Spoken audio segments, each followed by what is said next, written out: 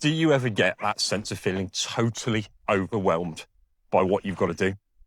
Whether it's a fitness goal, a performance goal, or life in general. I was once given this absolutely great piece of advice that I want to share with you.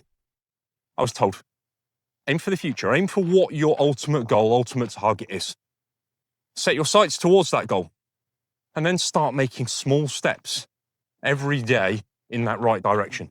Now, you can effectively forget about the long-term goal, but you've got to just make sure that every now and then you reevaluate and you make sure that those steps are taking you somewhere towards the right direction.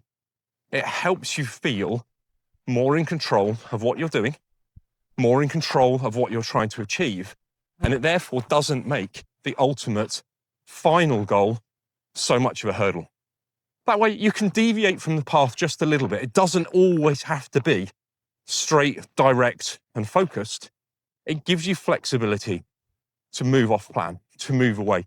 But as long as you continually reevaluate, we can come back. And that's why generally, when I set up training plans, I like somewhere between 12 and 16, sometimes 20 weeks to help an athlete work towards those objectives.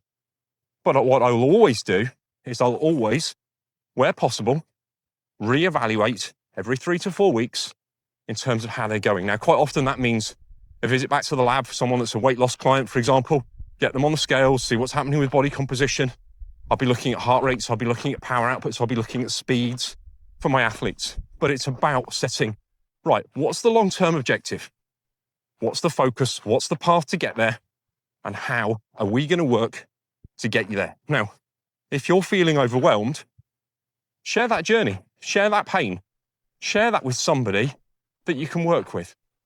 Whether that's a training buddy, whether it's a professional like me, doesn't have to be me, but whether it's a coach, a sports scientist, an exercise physiologist, somebody that understands the path that you're trying to achieve and is there to help guide you. You don't need to take everything on by yourself.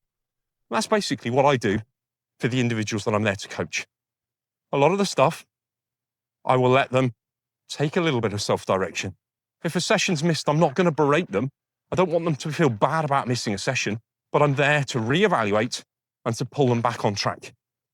If training starts becoming too intense, we need to bring it back down. But again, I'm not going to berate them for that. I'm going to bring them back down and take them in the right direction. And again, I'm going to repeat it. This is all about what I set up in my granite foundations and how we get you the best performance.